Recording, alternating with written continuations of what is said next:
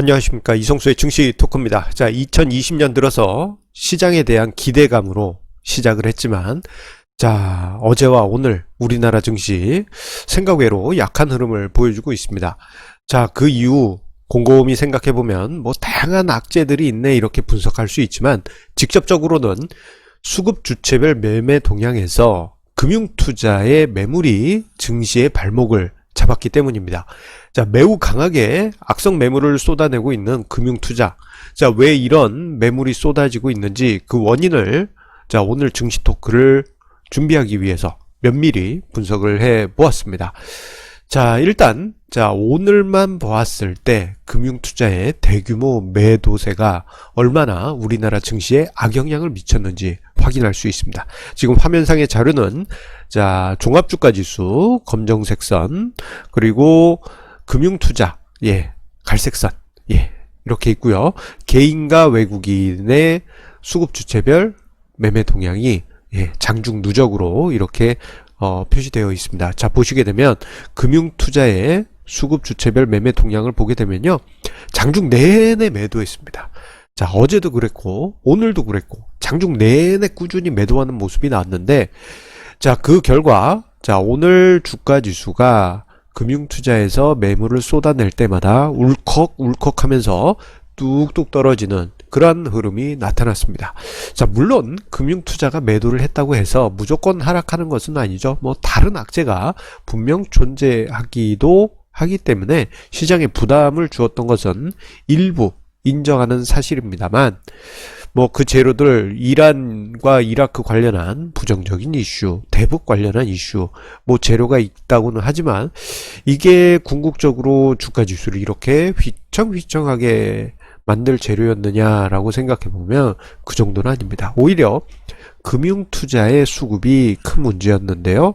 자, 어제 같은 경우 5,400억 원대, 그리고 오늘도 5,452억 원의 예, 매도 물량을 유가증권 시장에서 예, 만들었습니다. 금융투자의 매도세가 너무 장중 내내 거의 뭐 그냥 쭉 매물이 나왔다고 해도 예, 과언이 아닐 정도로 꾸준히 나왔습니다.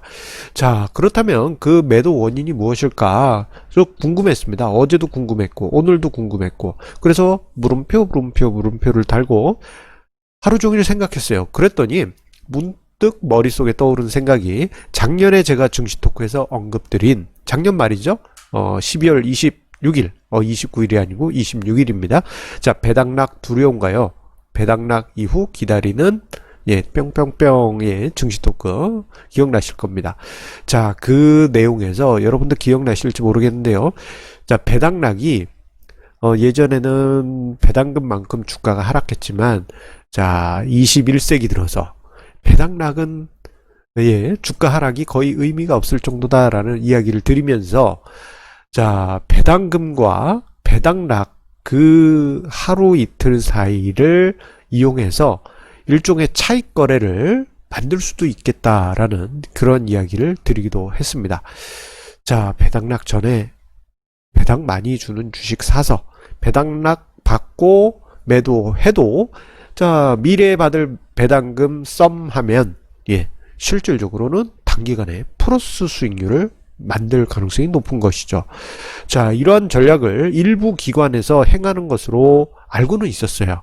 자, 일부 기관에서 전략 포트폴리오 차원에서 쓰고 있겠으려니 생각했는데, 자, 이번에 금융투자 수급을 분석하다 보니 오호라, 예, 저 물음표가 뿅 사라지는 예, 답을 찾았습니다.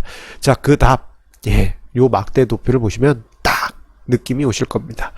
자, 이 자료는요, 배당락 전후 5일간의 금융투자 수급의 10년 그리고 5년 평균치인데요.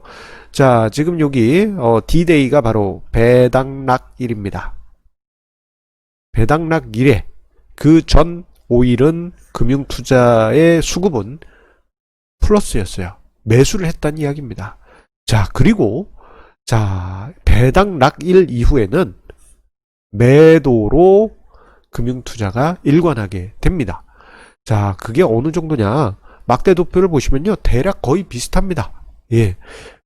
그러니까 배당락 전에 매수한 거를 배당락 이후에 매도한 그러한 흐름이 금융투자수급에서 관찰된 것이죠. 앞서 언급드렸던 배당락 전에 매수해서 배당받고 배당락 이후에 매도해도 플러스 수익률이 날 가능성이 높은 그 일종의 차익 거래를 금융투자에서 했던 것으로 우리가 이 자료를 통해서 확실하게 볼 수 있는 것입니다. 물론 금융투자의 투자 전략은 이게 이제 자기자본 매매다 보니까 다양한 뭐 전략들이 존재할 수 있어요. 자, 그런데 요 배당락 관련한 요 전략 같은 경우에는 매우 노골적으로 전사적으로 사용했던 것이 아니냐, 저는 그런 생각이 들었습니다. 너무 이게 정형화되어 있어요. 딱 눈에 보이지 않습니까? 자, 결국 이번에도 그런 케이스가 나온 것으로 보이고요. 배당락 이후에 작년 12월 27일 이후 꾸준한 매도세가 증시에 나온 그러한 원인이 되었습니다. 자, 그렇다면 앞서 언급드린 대로 배당 수익률 받고 배당락 전후에 주가 등락률 짠짜라짠짠짠 했을 때 플러스 수익률이 난다면 단기간에 뭐 금융투자에서 해볼만 하죠. 자, 0.2%만 남겨도 뭐 이것저것 거래비용 다 빼고요. 0.2%만 남겨도 10일에 0.2%다. 그러면 1년이면 얼마입니까? 1년이 240일 정도의 거래일이니까 이게 거의 한 4.8%급 됩니다. 엄청나죠? 다시 계산해 볼까요? 자, 0.2 곱하기 24 하면 4.8% 맞습니다. 샥. 이렇게 값이 나오죠.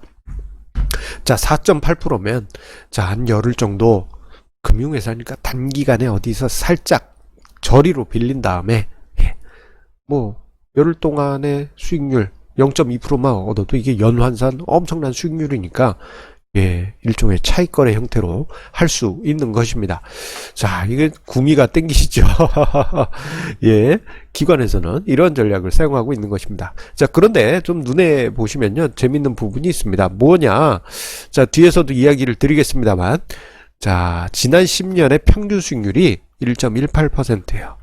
와, 0.2%만 남겨도 따봉인데, 자, 1.18% 남겼다면 이것저것 뭐 증권거래세, 뭐 그리고 간접적인 스프레드 거래 비용, 이런 부분 감안을 하더라도 두 자릿수 수익률이 가능했을 겁니다.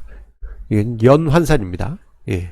자, 우리 뭐 0. 몇 프로면 이건 너무 쪼잔하지 않아요? 뭐 1% 이게 수익입니까? 라고 생각하시겠지만 기관 입장에서는 단기간에 1%면 연환산 어마어마한 수익률이 되는 겁니다.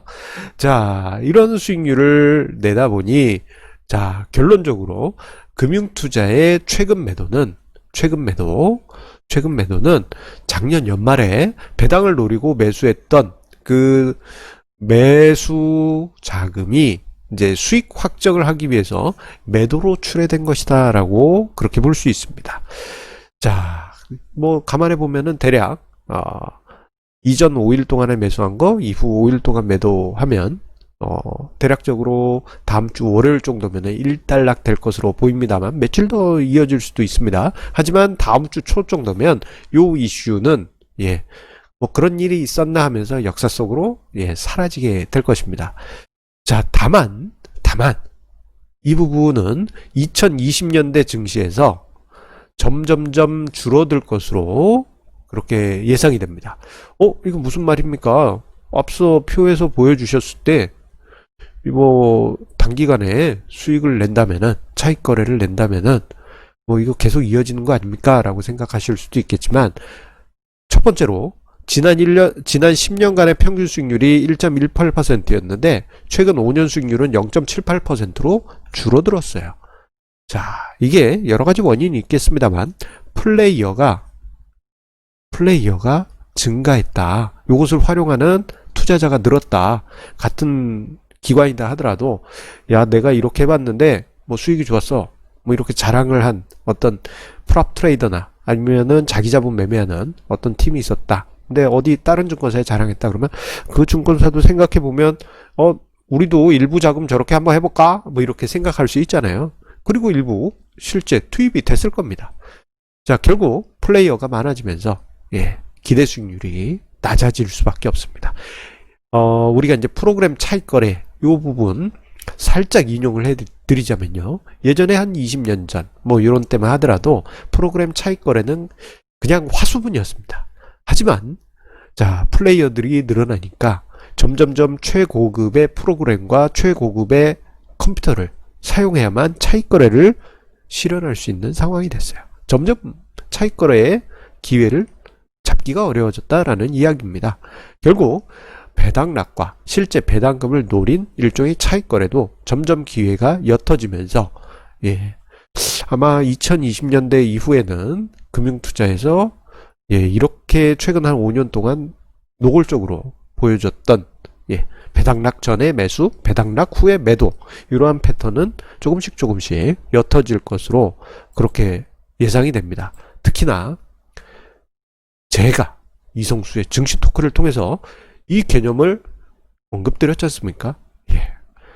아마 제 기관에 계신 분들이 제 영상을 보실지는 모르겠습니다만 저거 내가 쓰는 방법인데 저거 전략이 노출돼 버렸네. 아유 이제는 뭐 효용성이 떨어지겠구만.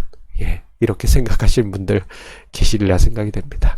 자, 어쨌거나 2020년 시작하고 이 거래일 동안에 발생한 금융투자의 매도 이제는 끝나갈 때가 되었다.